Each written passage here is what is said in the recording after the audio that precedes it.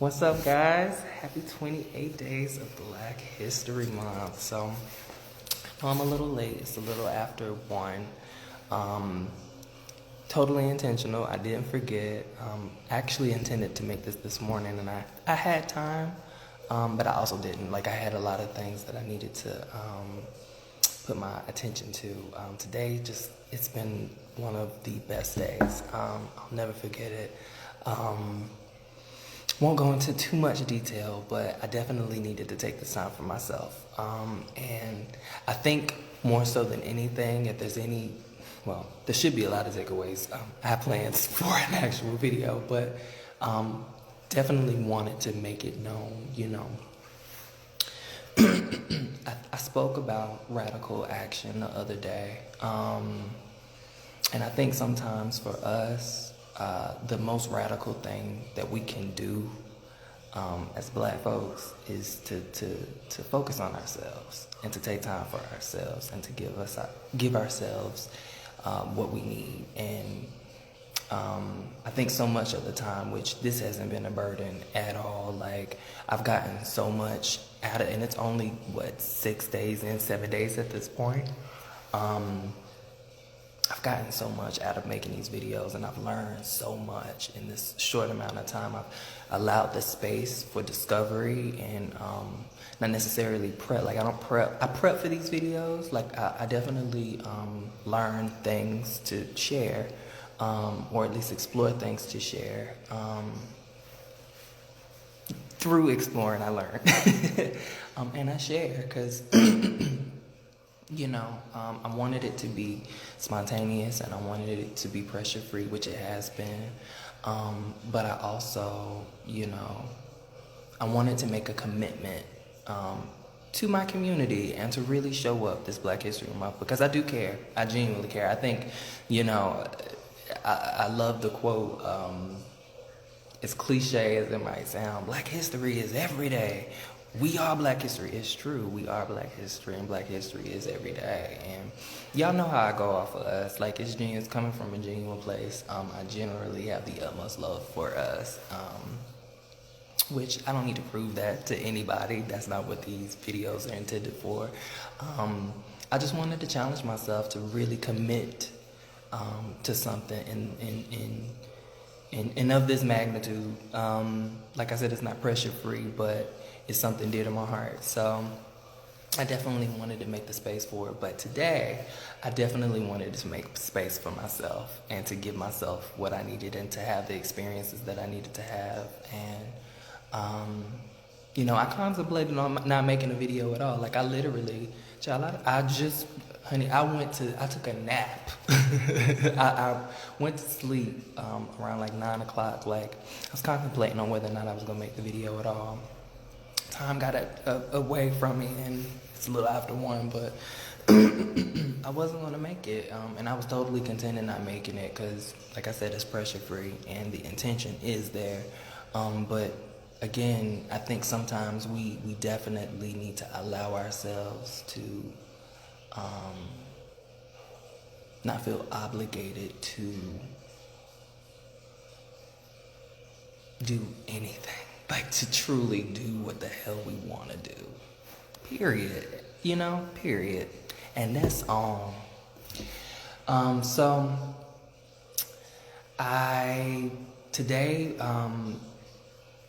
So this morning, I was thinking about, last night, I kind of knew where I wanted to go today. I had a few ideas of what I wanted to do today for the video. And early this morning, I got up really early this morning. I decided to read some poetry. And I have a few poetry books. I wasn't sure what I wanted to pull from, and I was thinking to myself, I'm like, well, you know what? I kind of want to focus on, like, also Black queer history, Black American queer history. I'm downstairs again, y'all. Oh, gosh. Sorry. I'm so used to getting home this early, so when I saw you, I was like, oh! All good. Have a good night. You too. Yeah, I'm downstairs. Yeah, so I wanted to kind of like focus on like, cause I know so much of the time, like black queer folks get kind of like just looked over just in general by everybody, and I think it's important during Black History Month that we definitely acknowledge the folks, everybody who's paved the way for us to to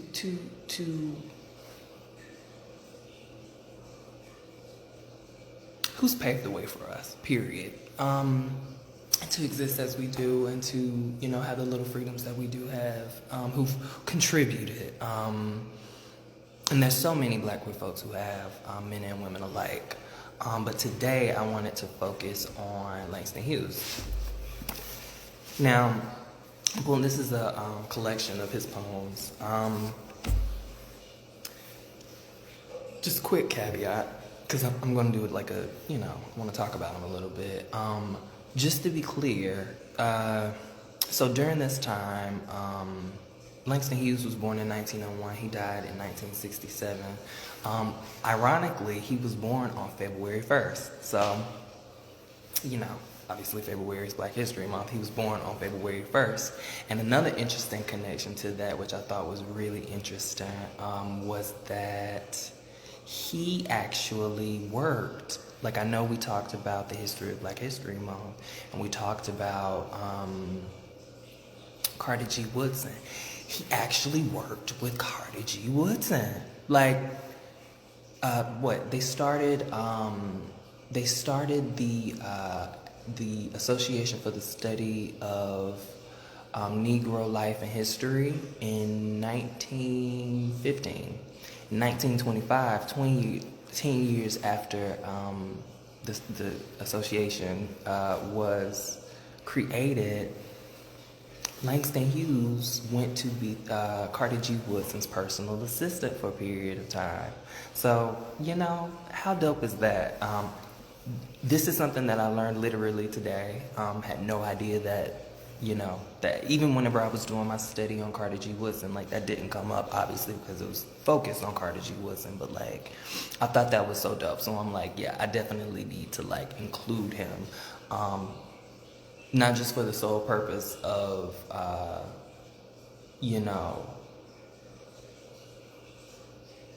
him, because of course, him being a black queer man was a part of it, but like, he definitely needed to be included. I mean, him being prolific just in general, but like, yeah, I thought that was so dope. I thought it was dope.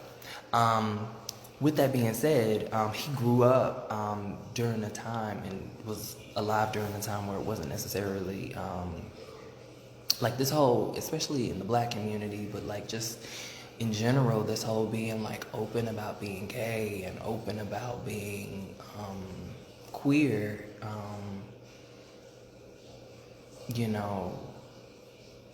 is new. For all intents and purposes, like, we've always had to hide, you know what I mean? And he had to hide. And you know what, I can't even say that because he never came out himself publicly. I mean, I think people pretty much know, or so the rumor is, because I mean, he never came out. He never could. And I should like put on my mask when people come in. Just out of respect, I guess.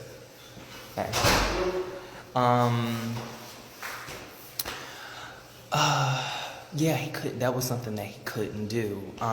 So, hey, Derek. So yeah, I keep saying that like he was a queer man, but like he never had the space to where he could, come out and do that. So yeah, but I definitely want to include him. Like, his work is absolutely amazing. He was around, obviously. He was a main contributor and a huge part of the Harlem Renaissance. We're talking about Langston Hughes. I'm going to be reading. I'm going to do like a short read. Like one of the leaders of the Harlem Renaissance, him, Zora Neale Hurston, Richard Nugent, so many names, so many people who contributed during that time. A very black queer time in history. Some of our best art, some of our best writing, and just an amazing time for black folks creatively, just to be able to express themselves however they wanted. Very sort of just a very, although things were very hard still, let's base it in reality, right? Like, being black in America has never been easy. During that time, it was almost like it was like a liberation movement. It was us embracing us and expressing ourselves how we wanted, and just like really like creating a space for us to exist. You know, in times where we didn't feel as free as we wanted, like really creating a space for us to be free, for us to be who we are, in regards to just who we are personally, but, you know, sexually. Like I said, a lot of black queer folks openly just like kind of doing their thing, like a great time, expressing ourselves how we wanted. You know, Langston and Zora and all of them, their crew, created newspapers specifically for black creatives and the black community just in general. It was just really expressive, a really expressive time. Some of the best writing that our community scene came out of the Harlem Renaissance. If you didn't know, definitely worth looking into. Definitely one of my favorite periods. But yeah, you know, for Langston, and again, I won't continue to harp on it. I'll get to the reading, I promise. But I just wanted to drive it home and just to make it really clear, like, his not coming out was from societal pressures. It was from, you know, religion had a lot to do with it. Him not having the support of his community because he was gay, like that was something that he was weary about. And just ultimately, I think it just came down to it taken away from the work, maybe. I don't know if that means anything. It may have meant something for him. But I know he had, I'm sure it was tough for him. I do know that his life was just really, really interesting. I had no idea he did a lot of the things that he did. He lived abroad for a while. He worked so many different odd jobs, and like he worked on a crew on like, if I'm not mistaken, the SS something. But he worked on a crew on like a ship, and like he went to like Europe and like West Africa, and like he was there for a while. He was in the Soviet Union, I believe, for a while, in the Caribbean for a while. He actually, when he was in the UK, was engaged to a woman, West African British woman, who later ended up marrying a Trinidadian man, but who was he a lawyer? Not sure. But that obviously didn't work out. He didn't marry her, but he was engaged, had a relationship. Yeah, just a really interesting life. He actually, so he went to school. I think he started at Columbia, but he ended up actually going to HBCU. He went to Lincoln University. And what's interesting about that, during undergrad, he actually was peers with Thurgood Marshall, famed like lawyer and like just amazing person. Love Thurgood Marshall. Love learning about him. Also, if you're interested, definitely check out the movie that Chadwick Boseman did a couple of years ago. I went to the theaters to support that. About Thurgood Marshall. Just really, really good. Great cast. My brother from This Is Us, he's in it. Amazing actor. What is his name? It's at the tip of my tongue. I can't think of it. But of course I remember Kate Hudson, right? But she's also in it. She does a great job too. Everybody does. Chadwick just, of course, is just amazing. But yeah, Thurgood Marshall, definitely check that movie out. But he went to school with Thurgood Marshall. He was also a part of the Omega Phi Psi fraternity. Yeah, just an all-around amazing dude. Like, I learned so much about him that I didn't know. Like, even about his family history and, like, just his roots. He's from the Midwest. He just had such a full life. And just, it's been really interesting learning even more about him. Cause like, I think sometimes like we'll learn, I guess a certain amount of like what we feel like we need to know. And there's just so much there. And well, I mean, you know, in terms of like learning about these figures, like I love learning all of this stuff about them because A, it's important to know, but like B, it's like knowing some of the hurdles that they had to sort of jump. It puts a lot of things in perspective in, you know, our own lives. They walked so we could fly. But with that being said, I want to get into the reading. The poem that I'm going to read by Langston Hughes is called A Song to a Negro Washwoman. There's a few in here, you know, that I wanted to read from, and I'll probably at least read another at some other time by him. But this one, it spoke volumes to me. I'll just jump in. A Song to a Negro Washwoman. Oh, washwoman, arms elbow deep in white suds, soul washed clean, clothes washed clean. I have many songs to sing to you. Could I but find the words? Was it 4 o'clock or 6 o'clock on a winter afternoon? I saw you wringing out the last shirt in Miss White Lady's kitchen. Was it 4 o'clock or 6 o'clock? I don't remember. But I know at 7 one spring morning you were on Vermont Street with a bundle in your arms going to wash clothes.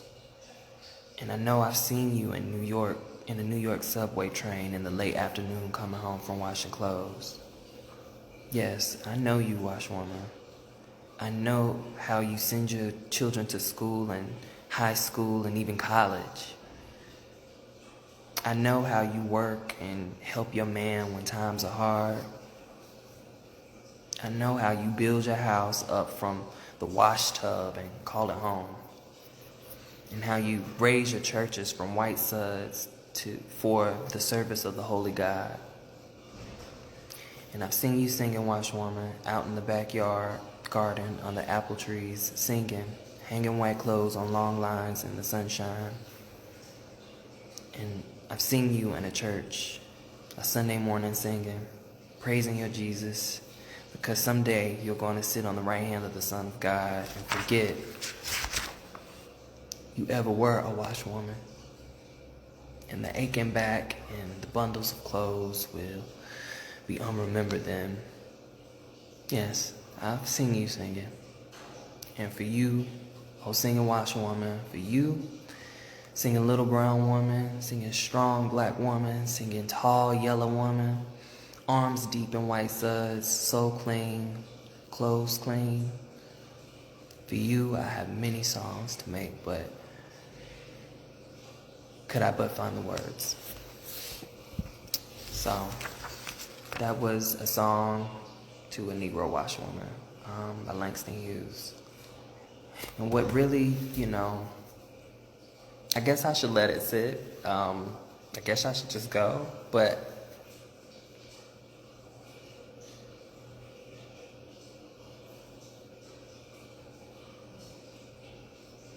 my initial thought whenever I read this was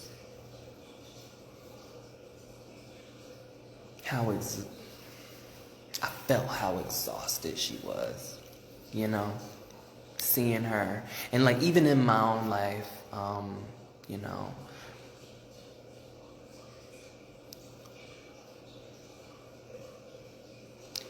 it ain't easy, but it's, you know, as black folks, we go through our things and, you know, we exist in this world the way, you know, it presents itself, right? Or, you know, we have our obstacles and things, but being black is one of the best things. Like, it's one of our, it feels so good, but, you know, having to survive in the way that we do sometimes, given the system that we live in, it can be just utterly exhausting. I know this woman, you know what I mean? I've seen this woman myself, you know, I know what it's like, even though I could never know what it's like to be a black woman, you know, being at the intersection myself, which I think, you know, with Langston, you know, you know, I think people are pretty clear, you know, I know people have spoken out, you know, about Langston and stuff like that, and the assumption is that he's gay, but if that's the case, I could definitely see, you know, and, you know, obviously, you know, watching his mother and women around him, you know, one of his best friends was Zornia Hurston, like I mentioned before, and just honoring these experiences, the fact that he honored this experience and that the acknowledgement, because I mean, you know, so much of the time black women are so overlooked and not honored in the way that they should be. Breonna Taylor, and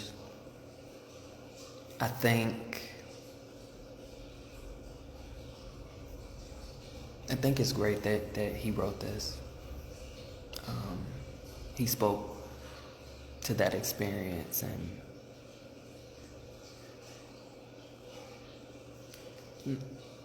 not gave it life. That was like the first thing that came to my head, like gave it life, but the life was lived and the life has continued to be lived, but the acknowledgement is important. The appreciation is important. You know, the lines of, you know, I know how you work and help your man when times are hard. Like, just thinking about the experiences as black men and what we up against, especially during that time, maybe, you know, black husbands and men not being able to provide for their family because the system just did not allow that. You know what I mean? Like, really shutting us out. And not making it so that we can provide for our families, to where our wives, you know, and our children even had to work, you know, and what that could even mean just in terms of, you know, I could go on a whole tangent about just the dismantling or the attempt to dismantle, you know, black families. But black women, you know, stepping up and carrying the community on their backs, and, you know,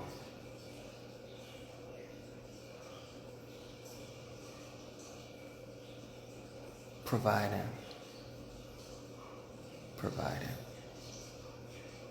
which can feel like a huge task. And I guess to my point earlier, like, y'all take the time that you need for yourself. We up against a lot, you know, as black people in general. Black women, you know, but black people in general, we all up against a lot. And just take the time for yourself. Give yourself what you need. You know, do what you want to do. Live the life that you want to live. Express yourself how you want to express yourself. You know, this is your life. And I think so much of the time we commit to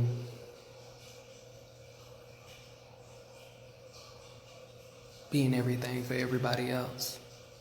And we deserve so much more than we've given. You know, we are constantly consumed with having to survive this system and not really giving ourselves what we need all the time. So give yourself what you need. Last words.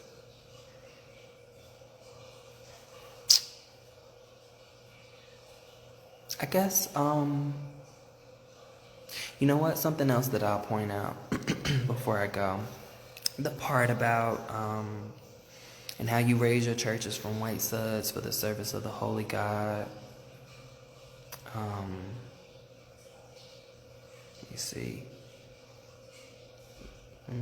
And I've seen you in church a Sunday morning singing, praising your Jesus, because someday you're going to sit on the right hand of God and forget you ever were a washwoman. And the aching back and the bundles of clothes will be unremembered then. You know, for me, that spoke to this idea of church. And, you know, the black church is just so, it's amazing. It obviously was a tool, you know, used against us for our oppression. Not specifically the black church that we created, but, you know, Christianity just in general. But, or rather, because, I mean, Christianity didn't start with white folks. Like, white people didn't create Christianity, but they somehow managed to use it against us to oppress us. So there's that. But like what we did with the black church and how we made it work for us, and the power and the energy and the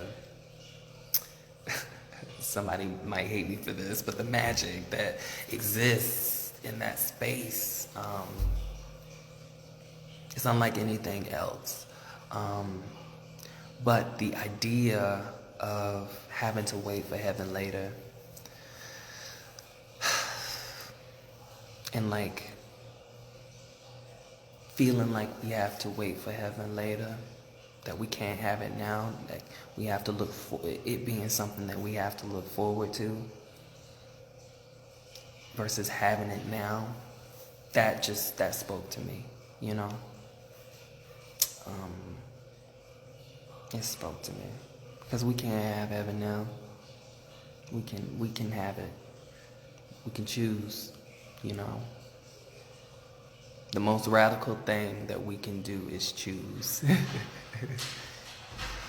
So, yeah, I think that's good. I think I'll stop there. I love this though. I really love this, and I'll definitely, like I said, I'll definitely be reading from it again. When I read it, I'm like, I have to share. So, and that's the point. So, happy 28 Days of Black History Month, y'all. I love y'all, as always, and I'll be checking back in soon. Tomorrow, or I guess today at this point. But, you know, whatever. I'll definitely be back in, though, y'all. Take care.